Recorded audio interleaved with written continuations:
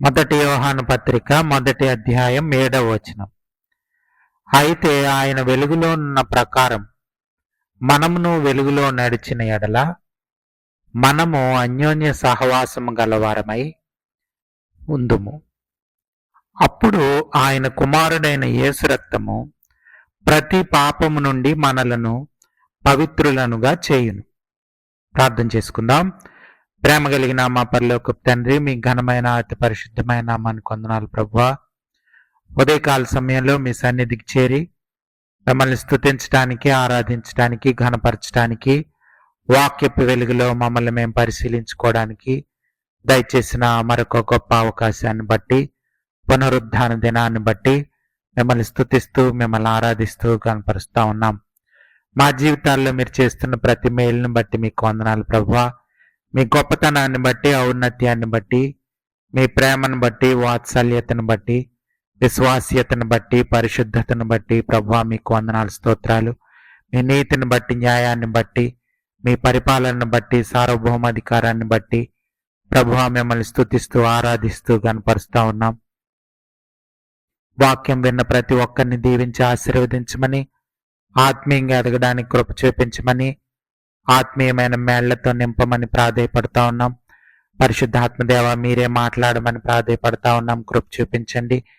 విని గ్రహించి లోబడ్డానికి, వాక్యం మా జీవితాల్లో ఫలించడానికి సహాయం దయచేయమని, ఘనత మహిమ ప్రభావాలు మీకే ఆరోపిస్తూ ప్రతి ఆటంకాన్ని, అంధకార శక్తిని లయపరచమని యేసు ప్రభు వారి అతి పరిశుద్ధమైన నామంలో ప్రార్థన అడిగి వేడుకొంచున్నాం తండ్రి, ఆమెన్.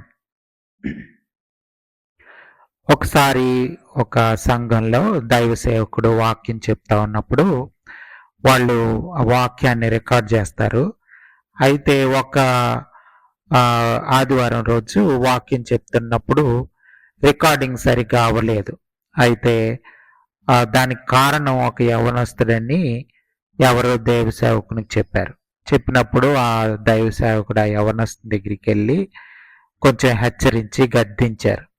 అంటే వాక్యం మరి వేరే వాళ్ళు వినటానికి కుదరలేదు కదా, ఇలాగెప్పుడు మళ్ళీ తప్పులు చేయొద్దు అని చెప్పి.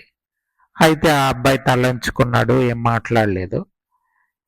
ఈయన తర్వాత కొన్ని రోజుల తర్వాత తెలిసింది ఏంటంటే ఆ తప్పిదానికి కారణం ఆ యవనస్తుడి కాదు, వేరొక వాళ్ళని.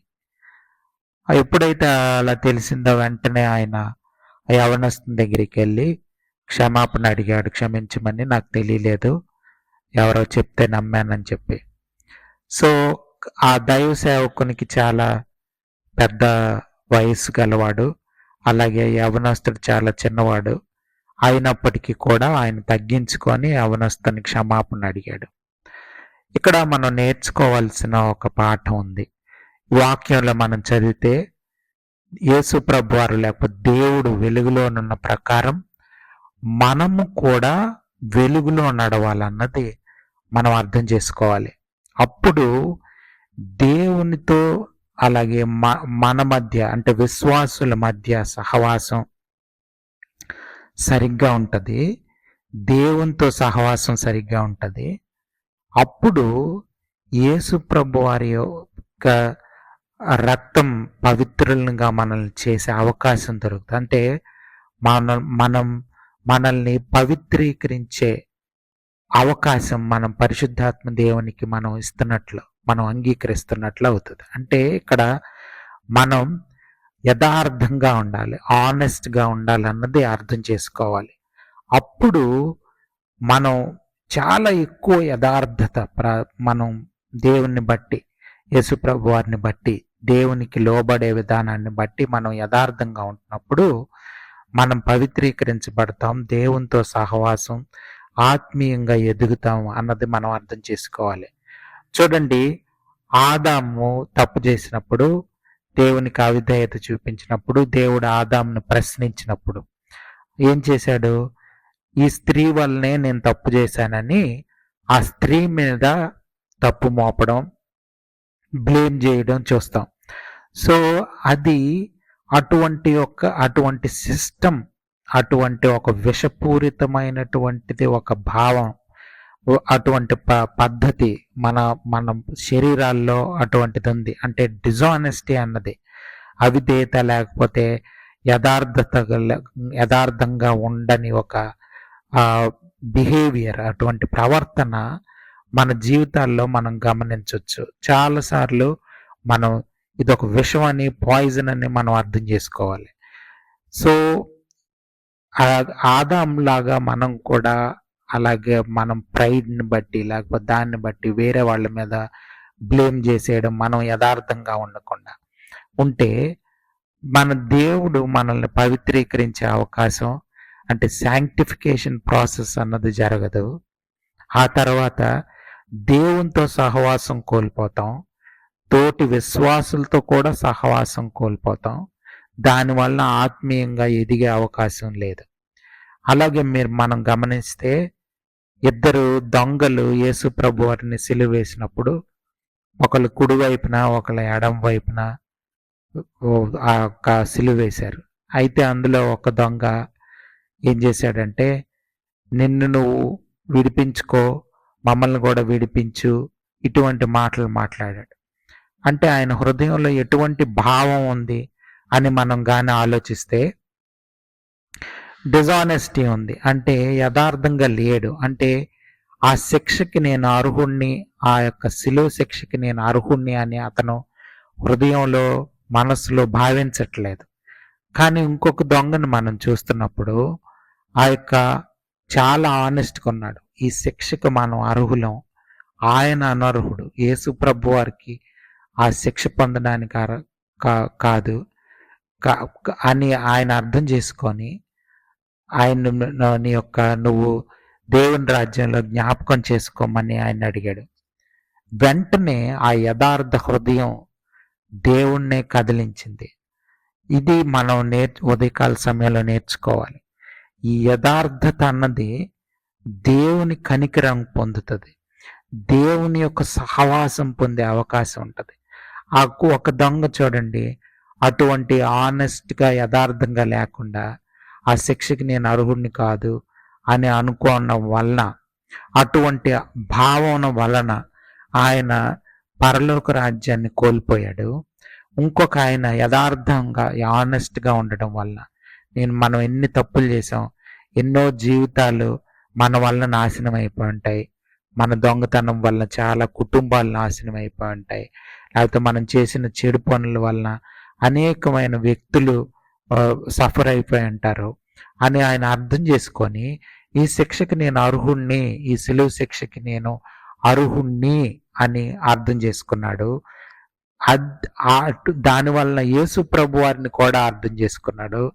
ఆయనకి శిక్ష పొందడానికి అర్హత అంటే ఆయన అనర్హుడు, ఆయన యథార్థవంతుడని ఆయన అర్థం చేసుకొని ఆయనకి ఎందుకు ఈ శిక్ష వేశారు అన్నది ఆయనకు అర్థమయ్యి, నీ రాజ్యంలో నన్ను జ్ఞాపకం చేసుకోమని, అంటే యేసు ప్రభు వారి యొక్క బోధలు ఆయనకి తెలుసు, యేసు ప్రభు వారి యొక్క జీవితం ఆయనకి తెలుసు. వేరే దొంగకు కూడా యేసు ప్రభు వారి బోధలు జీవితం తెలిసే ఉంటుంది, చూసే ఉంటాడు. కానీ ఆయన వేరే విధంగా యేసు ప్రభు వారిని సరిగ్గా అర్థం చేసుకోలేదు, తన్ను తాను కూడా సరిగ్గా అర్థం చేసుకోలేదు. దానివల్ల ఆ యొక్క నిత్య జీవం కోల్పోయాడు. ఇక్కడ మనం అర్థం చేసుకోవాల్సింది, క్రైస్తవులంగా దేవునితో సహవాసం కలిగి ఉండాలనుకుంటే, ఆత్మీయంగా ఎదగాలనుకుంటే, ఇది చాలా ప్రాముఖ్యమైనటువంటి పాఠం. ఈ ఉదయకాల సమయంలో మనం నేర్చుకోవాల్సింది యథార్థత అన్నది చాలా అంటే వెలుగులో నడవడం అంటే దాని అర్థం అదే. ఆయన వెలుగులో ఉన్నాడు, యేసు ప్రభు వారు వెలుగులో ఉన్నాడు, దేవుడు వెలుగులో ఉన్నారు. వాళ్ళలో చీకటి అన్న సంబంధమైనటువంటివి లేవు. అంటే ఈ వెలుగు అంటే అర్థం ఏంటంటే ప్రతిదీ ట్రాన్స్పరెంట్గా యథార్థంగా కనిపిస్తూ ఉన్నారు వాళ్ళు. వెలుగు చూడండి, చీకట్లో ఉన్నప్పుడు ఏంటి, ఏమున్నాయి, ఏ వస్తువులు ఉన్నాయి, ఎవరు, ఏ మనుషులు ఉన్నారు, ఏం జరుగుతున్నది అన్నది మనకు తెలియదు చీకట్లో. అలాగే వెలుగులో అయితే మొత్తం బయలు మొత్తం తెలిసిపోతుంది. సో అలాగా మన జీవితాల్ని దేవుని ముందు పెట్టాలి. మనం ఆయన వెలుగులో ఉన్న ప్రకారం మనం కూడా వెలుగులో నడుచుకోవాలి. వెలుగులోనే మన క్రైస్తవ ప్రయాణం జరగాలి. అంటే యథార్థంగా ఉండాలి. ఒక భక్తుడు ఏమన్నారంటే రూత్‌లెస్ ఆనెస్టీ ఉండాలంట. రూత్‌లెస్ అన్నది యాక్చువల్‌గా నెగెటివ్ వర్డ్. కానీ ఇక్కడ పాజిటివ్‌గా రూత్‌లెస్ టువర్డ్స్ డిజానెస్టీ అంటే యథార్థత లేని వాటిల్లో అసలు క్షమించకుండా చాలా అంత అంత యథార్థంగా ఉండాలన్నది మనం అర్థం అది ఉండాలన్నది ఆయన ఆ భక్తుడు చెప్తుంది. అంత యథార్థంగా మనం ఉండాలి. చాలాసార్లు మనం పాపం చేసినప్పుడు మనం చిన్న తప్పిదం లాగా ఒక మిస్టేక్ లాగా మనం భావిస్తాం. ఇది చాలా మనల్ని మనమే మోసం చేసుకుంటాం అటువంటి భావం వల్ల. ఈ యొక్క ఇద్దరు దొంగల్లో ఒక దొంగ ఎలాగైతే తను తాను మోసం చేసుకున్నాడో అలాగే మనం పాపం చేసినప్పుడు అదొక చిన్న తప్పిదం లేకపోతే ఒక మిస్టేక్ అని అనుకొని మనం దేవుని క్షమాపణ లేకపోతే మనం చేసిన పాపం వలన ఎవరైతే ఎఫెక్ట్ అయ్యారో వాళ్ళ క్షమాపణ మనం అడగం. దానివల్ల మనం దేవుడు మనకిచ్చే ఆశీర్వాదాలు లేకపోతే దేవుని మనల్ని పరిశుద్ధీకరించడానికి మనం అవకాశం ఇవ్వట్లేదని మనం అర్థం చేసుకోవాలి. దానివల్ల ఆత్మీయంగా ఎదగలేం. దేవునితో సహవాసం దొరకదు. ఆ తర్వాత నిత్య జీవంలో పాలు పొందే అవకాశం, నిత్యం దేవునితో ఉండే అవకాశం దొరకదు. సో కాబట్టి మనం మన గర్వాన్ని, మన యొక్క సెల్ఫిష్ నేచర్ని, స్వార్థాన్ని వీటన్నిటిని వదులుకొని మనం యథార్థంగా దేవుని సన్నిధిలో ఉంటున్నప్పుడు దేవుని ఆశీర్వాదాలు దొరికే అవకాశం ఉంది. చూడండి, సామెతల గ్రంథంలో ఒక చక్కని మాట వచనం ఉంది. 28వ అధ్యాయంలో 13వ వచనంలో, అతిక్రమములను దాచిపెట్టువాడు వర్ధిల్లడు, వాటిని ఒప్పుకొని విడిచిపెట్టువాడు కనికరం పొందును. చూడండి, ఇది చాలా మనందరికి తెలిసిన వాక్యమే. అతిక్రమాలను అంటే మనం చేసిన తప్పుల్ని దాచిపెట్టేయకూడదు. అంటే మనం పాపం చేసి చాలా తప్పు చేసి మనం ఏం చేస్తాం, అది చిన్న మిస్టేకే అని దాచేస్తాం. సో అటువంటి పాయిజనస్ బిహేవియర్ లేకపోతే పాయిజనస్ థింకింగ్ మనలో ఉంది. అది మనల్ని మనమే మోసం చేసుకునేటట్లు మనమే నాశనం వైపు నడిపించుకుంటాం. అటువంటి ఒక పాయిజన్ మన సిస్టంలో ఉంది. అది కాబట్టి ఆ విషయాన్ని మనం అర్థం చేసుకొని మనం యథార్థంగా విడిచిపెట్టి దాన్ని అంటే అతిక్రమాలని దాచిపెట్టకుండా విడిచిపెట్టాలి. అప్పుడు దేవుని కనికరం, దేవుడు మనల్ని పవిత్రీకరించే అవకాశం, దేవునితో నిత్యం ఉండే అవకాశం మనం గెలుచుకుంటాం. అంటే ఆ విధంగా అవకాశం మనం దక్కించుకుంటాం. కానీ ఒకవేళ కానీ మనం దాచిపెట్టి మిస్టేక్ అని అనుకుంటే మనకి దేవునితో సహవాసం దొరకదు. ఇది ఈ పాఠం చాలా ప్రాముఖ్యమైనది. ఇది నేర్చుకోవాలి. మనం చాలాసార్లు ఆత్మీయంగా ఎదగం, పరిశుద్ధాత్మ దేవునితో నింపబడకపోవడానికి కారణం ఇదే. చూడండి, యవనస్తులు సంఘాల్లోకి వస్తారు. చాలా మంది యవనస్తులు సంఘంలో దేవుని వైపు ఆకర్షింపబడే అవకాశం దొరుకుతుంది ఆ సంఘాల్లో యవనస్తులు వచ్చినప్పుడు. కానీ వాళ్ళు పెద్దల్ని లేకపోతే మనం అనుకుంటున్నటువంటి పాస్టర్స్ లేకపోతే పెద్దలు లేకపోతే ఆయా మా దేవుని సంఘంలో ఆయా పొజిషన్స్లో ఉంటున్న వాళ్ళు అవ్వచ్చు, ఎవరైనా వాక్యం చెప్పేవాళ్ళు, పాటలు పాడేవాళ్ళు, లేకపోతే వాయిద్యాలు వాయించేవాళ్ళు, లేకపోతే రకరకాల సంఘంలో పనులు చేసేవాళ్ళు, వాళ్ళని యవనస్తులు గమనిస్తారు. ఆ విధంగా గమనించినప్పుడు వాళ్ళల్లో యథార్థత లేకపోతే యవనస్తులు దేవునికి దూరం అయిపోయే అవకాశం ఉంటుంది. అంటే ఆ సంఘానికి దేవునికి దూరం అయిపోయే అవకాశం ఉంటుంది మన వలన, మనలో డిజానెస్టీ వలన, మనలో యథార్థత లేని కారణం వలన, మనలో ఉన్నట్టు అంటే ఆ యొక్క తప్పిదం వలన దేవుని వైపు అనేక మంది ఆకర్షింపబడకపోవడానికి అవకాశం ఉంది. కాబట్టి మనం ఎప్పుడు కూడా యథార్థంగా ఉంటాం. అనేక మందిని దేవుని వైపు ఆకర్షించడానికి కూడా మన యథార్థత ఉపయోగపడుతుంది. సో కాబట్టి మనం అంటే చాలా మంది మనకు తెలియకుండానే మనం చూడండి, యథార్థత లేకపోతే మనకు తెలియకుండానే మనల్ని మనమే కాకుండా అనేక మందిని కూడా మనం మోసం చేసే అవకాశం ఉంది. కాబట్టి మనం చాలా జాగ్రత్తగా సంఘాల్లో లేకపోతే కుటుంబాల్లో వ్యక్తిగత జీవితాల్లో మనం యథార్థంగా దేవుని సన్నిధిలో ఉండాల్సిన అవసరం ఉంది. దీనికోసం దేవుని సన్నిధిలో మనం ప్రాధేయపడాలి, దేవుణ్ణి అడగాలి. ఇటువంటి జీవితం నాకు కావాలి, నాలో శాంక్టిఫికేషన్ అంటే పరిశుద్ధీకరణ జరగాలి, అంటే యథార్థంగా నేను ఉండాలి. అంటే దేవుని మీద ఆధారపడినప్పుడు, దేవుని చిత్తం చేస్తున్నప్పుడు మనం యథార్థంగా ఉంటాం. చూడండి, క్రైస్తవ జీవితం అనేది ఒక రూల్స్ అండ్ రెగ్యులేషన్స్ లేకపోతే కంపల్షన్ కాదు. అంటే ఈ విధంగా మీరు ఈ విధంగా చేయండి, ఇలాగ ఉండండి అని నూతన నిబంధనలో లేకపోతే న్యూ టెస్ట్మెంట్లో అటువంటిది లేదు. అంటే యేసు ప్రభు వారు వచ్చిన తర్వాత మనం గమనిస్తే ఏది కూడా కంపల్సరీగా ఫోర్స్ఫుల్గా రూల్స్ అండ్ రెగ్యులేషన్స్ లాగా లేదు. ఎందుకంటే మనం రూల్స్ని బ్రేక్ చేసే గుణం మనిషిలో ఉంటుంది. చూడండి, ఆదాంకి పండు తినొద్దంటే ఆ పండే ఆకర్షింపబడి ఆ పండుని తిన్నది. సో కాబట్టి మనం అర్థం చేసుకోవాలి, అటువంటి బుద్ధి మనకి ఆ యొక్క అవిధేయత వలన వచ్చింది. కాబట్టి వాటి నుంచి మనం బయటపడాలంటే దేవుని మీద ఆధారపడాలి. మనం ఏదో మనల్ని మనం ఫోర్స్ చేసుకొని క్రైస్తవ జీవితాన్ని జీవించలేం. కంపల్షన్ లేదు. మీరు ఒక వచనం చూస్తే మనకు అర్థం అవుతుంది. కొరింథీయులకు రాసిన 2వ పత్రిక ఆ యొక్క కొరింథీయులకు రాసిన 2వ పత్రిక 9వ అధ్యాయం చూడండి. కొరింథీయులకు రాసిన 2వ పత్రిక 9వ అధ్యాయం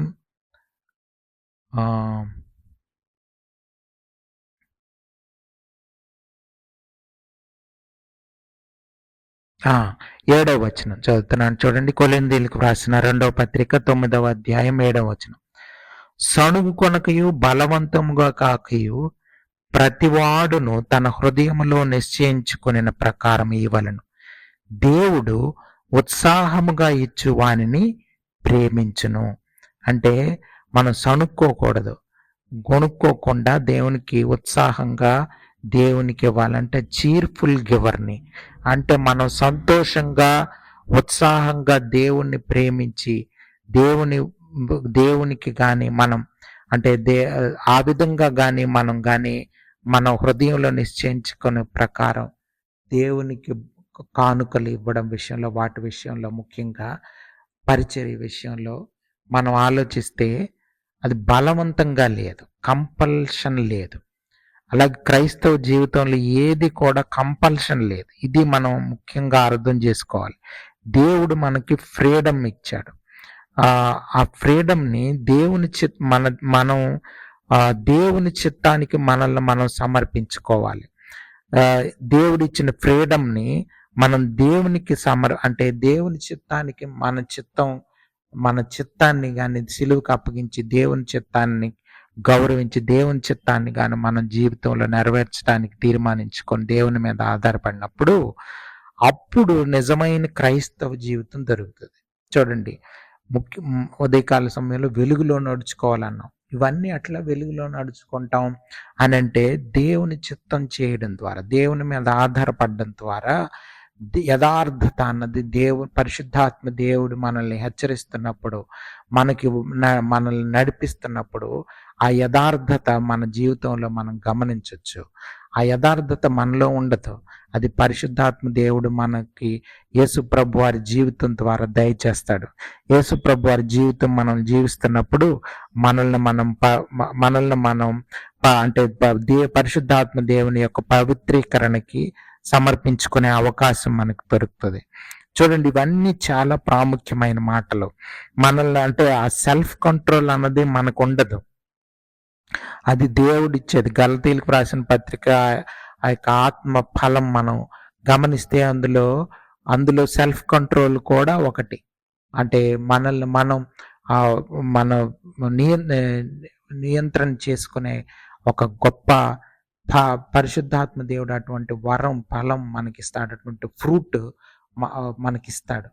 ఆ యొక్క ఇది మనం అర్థం చేసుకోవాలి. ఆ తర్వాత చూడండి, తిమోతికి రాసిన మొదటి పత్రిక 2వ అధ్యాయం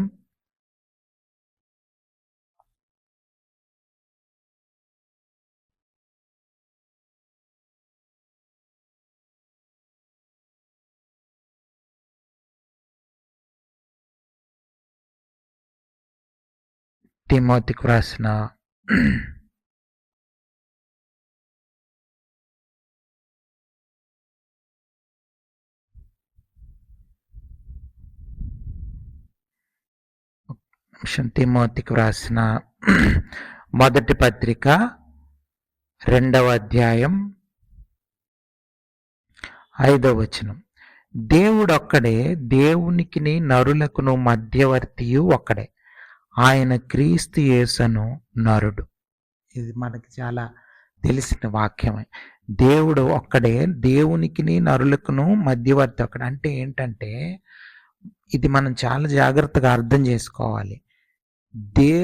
దేవుని చిత్తం నెరవేర్చాలి అంటే, దేవుని యొక్క ఉద్దేశం మనకు తెలియపరచబడాలంటే కేవలం యేసు ప్రభు వారి ద్వారానే ఇది జరుగుతుంది. ఇది ఎవరో దైవ సేవకుడి ద్వారా, లేకపోతే వేరొకళ్ళ ద్వారా కాదు. చాలాసార్లు చూడండి, సంఘాల్లో వాటిల్లో ఆ సేవకునికి లోబడాలని వాళ్ళు అనుకుంటారు, కానీ అది కరెక్ట్ కాదు. మనం లోబడాల్సింది దేవునికి. ఇది చాలా ప్రాముఖ్యమైనది. వాక్యానికి, పరిశుద్ధాత్మ దేవునికి మనం లోబడాలి. దేవుని సేవకుడు దేవునికి లోబడమని చెప్పాలి, తనకి కాదు, తను చెప్పిన మాటలకు కాదు. ఇది దేవుని సేవకులు అర్థం చేసుకోవాలి, విశ్వాసులు అర్థం చేసుకోవాలి. చాలాసార్లు మనం మనిషి స్వభావం బయటకు వచ్చి సేవకునికి లోబడకపోతే ఆయన ఫీల్ అవుతాడేమో అని విశ్వాసులు అనుకోవచ్చు, లేకపోతే ఆయన నాకు లోబడట్లేదని ఆయన బాధ ఫీల్ అవ్వచ్చు. ఇవన్నీ కరెక్ట్ కాదు. దేవునికి లోబడ్డం అన్నది ప్రాముఖ్యమైనది. దేవుని సేవకులు అవ్వచ్చు, విశ్వాసులు అవ్వచ్చు, ఎవరైనా సరే అందరూ కూడా దేవుని చిత్తానికి లోబడాల్సిందే.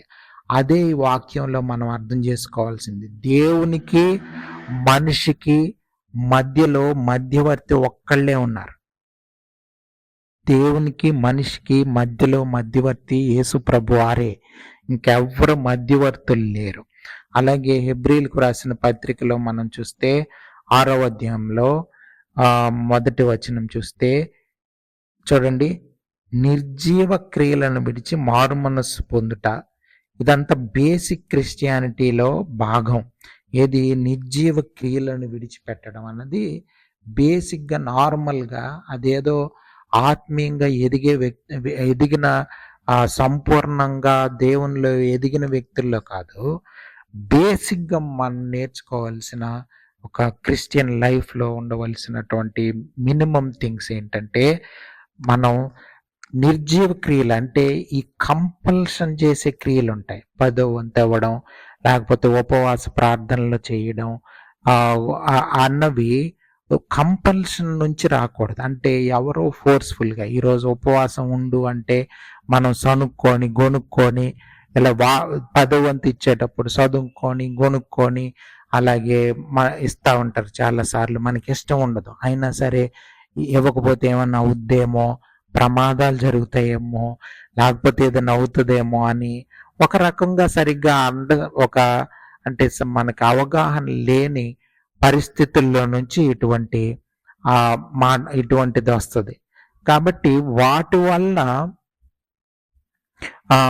మనకేమీ జరగదు. కానీ మనం అర్థం చేసుకోవాల్సింది ఏంటంటే,